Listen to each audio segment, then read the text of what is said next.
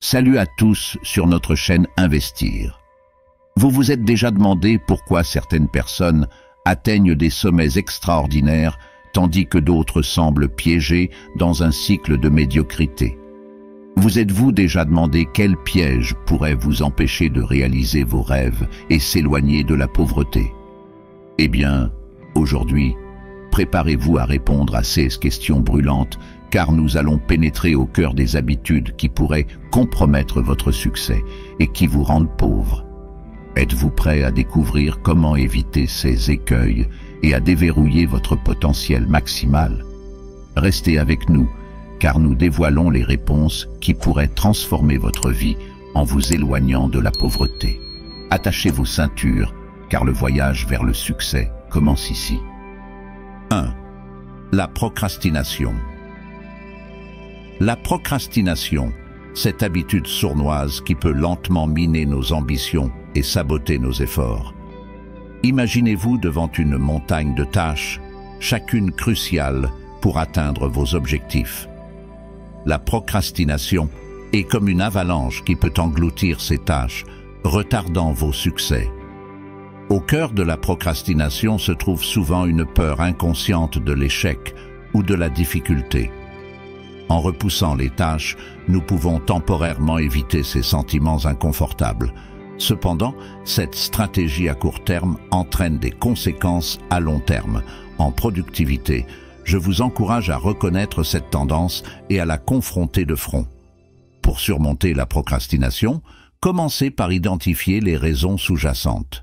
Est-ce la peur de l'échec, le manque de motivation ou simplement le sentiment d'être dépassé?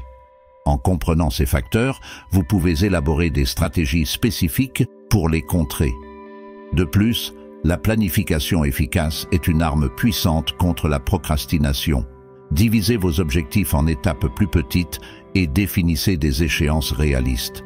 Cela rend chaque tâche plus gérable, éliminant ainsi l'excuse de l'immensité de la charge de travail. Je recommande également d'incorporer des pauses planifiées dans votre journée.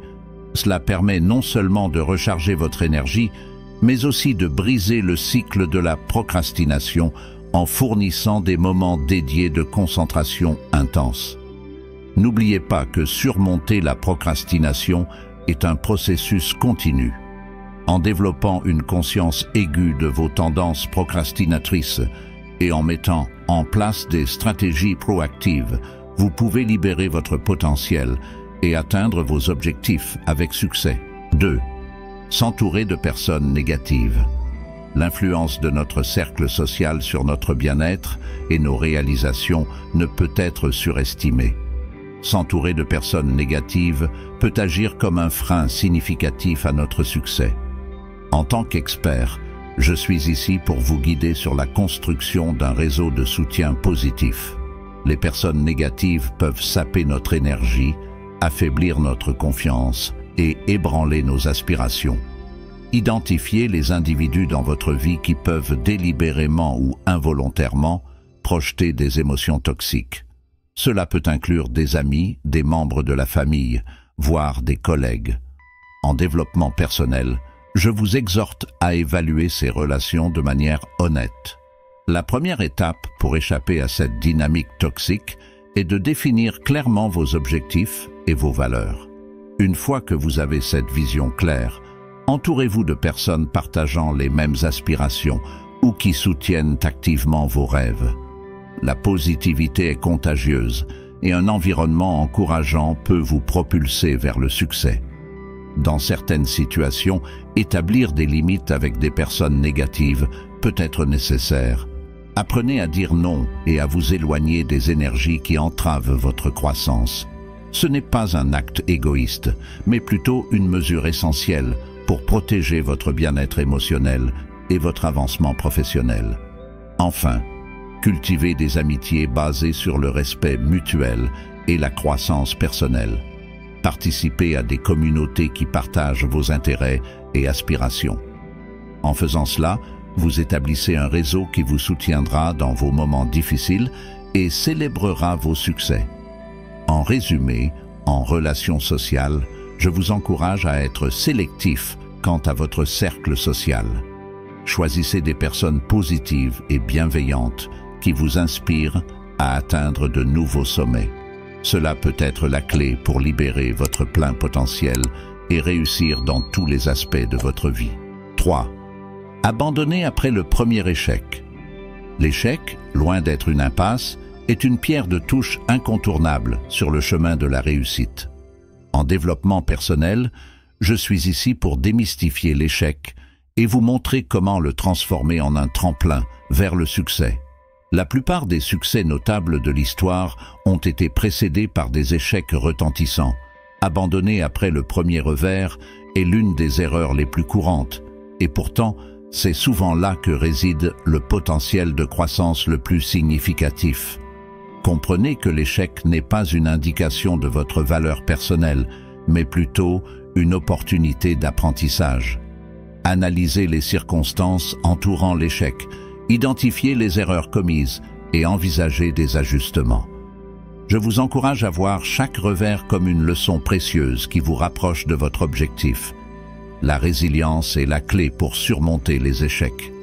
Développez une mentalité qui voit les défis comme des opportunités de croissance plutôt que des obstacles insurmontables. Les grandes réalisations résultent souvent de la persévérance face à l'adversité. Établissez des objectifs réalistes et acceptez que des revers se produiront. En anticipant les échecs potentiels, vous serez mieux préparé mentalement pour les affronter et pour rebondir rapidement. En gestion du stress, je souligne l'importance de maintenir une perspective équilibrée, même dans les moments difficiles. En conclusion, n'abandonnez pas après le premier échec. Transformez-le en une opportunité d'apprentissage. Ajustez votre approche et persévérez.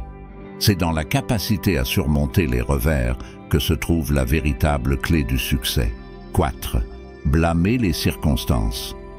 Blâmer les circonstances pour les échecs personnels est une tentation courante, mais en tant qu'expert en développement personnel, je vous exhorte à transcender cette mentalité et à assumer la responsabilité de votre destin.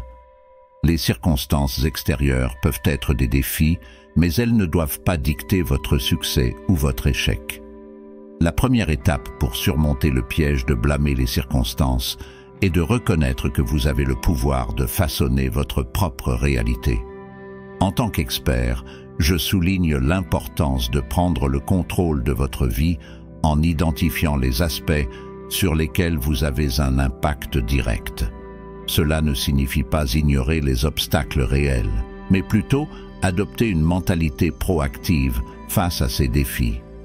Posez-vous la question suivante. Comment puis-je naviguer dans ces circonstances pour atteindre mes objectifs?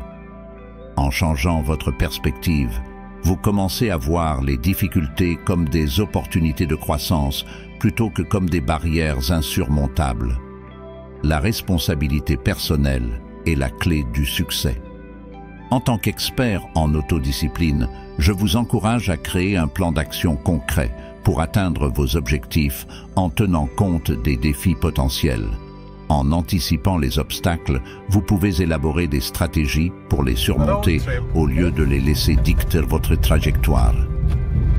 En conclusion, abandonnez l'habitude de blâmer les circonstances. En prenant la responsabilité de votre vie, en adoptant une mentalité proactive et en développant une résilience face aux défis, vous êtes sur la voie du succès, indépendamment des circonstances externes.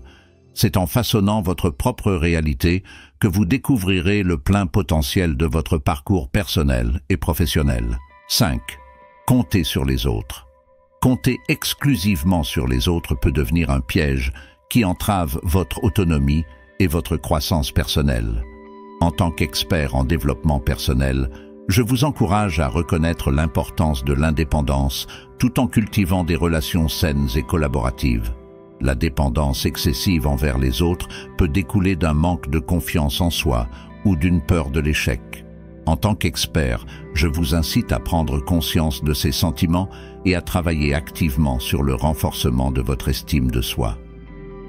La confiance en soi est le fondement de l'indépendance. Cela ne signifie pas ignorer l'aide des autres, mais plutôt chercher un équilibre sain. les relations sont importantes, mais une dépendance totale peut limiter votre capacité à prendre des décisions autonomes. Apprenez à développer vos compétences, à élargir votre champ d'expertise et à prendre l'initiative dans vos projets. En relation interpersonnelle, je souligne l'importance de collaborer avec les autres de manière équilibrée. La collaboration peut être enrichissante, mais elle ne doit pas devenir une béquille constante. Cherchez des partenariats qui favorisent la croissance mutuelle et le partage d'idées, tout en préservant votre indépendance. Évitez de donner trop de poids aux opinions des autres. En affirmation de soi, je vous encourage à valoriser vos propres idées et intuitions. Bien que les conseils des autres puissent être précieux, votre jugement et votre compréhension de vous-même sont tout aussi importants. En conclusion, cultivez l'indépendance tout en appréciant les relations. En équilibre personnel, je vous invite à reconnaître et à exploiter votre potentiel, à prendre des décisions autonomes et à rechercher des relations qui renforcent votre autonomie plutôt que de la restreindre. 6. Tolérez la médiocrité. La tolérance envers la médiocrité peut être un obstacle majeur à votre succès. En développement personnel, je souhaite souligner l'importance d'élever constamment vos standards personnels pour atteindre l'excellence dans tous les aspects de votre vie. La médiocrité peut s'installer lorsque nous nous contentons du statu quo, évitant les défis qui accompagnent l'amélioration continue. En autodiscipline, je vous exhorte à repousser les limites de votre confort et à embrasser les opportunités qui favorisent la croissance personnelle. Identifiez les domaines de votre vie où la médiocrité s'est installée, que ce soit dans votre carrière, vos relations ou même vos passe-temps. La médiocrité peut s'immiscer subtilement. En auto-évaluation, je vous encourage à évaluer honnêtement ces domaines et à définir des objectifs d'amélioration. L'excellence exige un engagement envers l'amélioration continue. Établissez des objectifs ambitieux qui vous poussent en dehors de votre zone de confort. Je souligne l'importance de viser haut et de travailler de manière disciplinée pour les atteindre. Recherchez des modèles d'excellence dans votre domaine d'intérêt. Apprenez des personnes qui ont atteint des niveaux exceptionnels de réussite.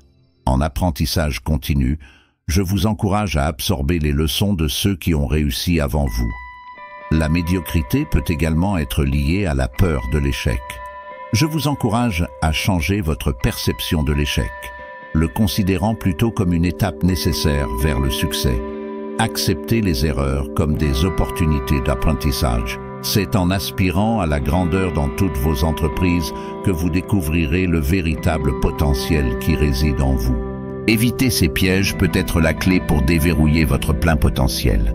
N'oubliez pas de liker cette vidéo, de vous abonner si vous ne l'avez pas déjà fait et partagez-la avec ceux qui pourraient en bénéficier. Ensemble, nous pouvons créer une communauté d'excellence. Merci de nous avoir rejoints sur notre chaîne Investir. On se retrouve dans la prochaine vidéo.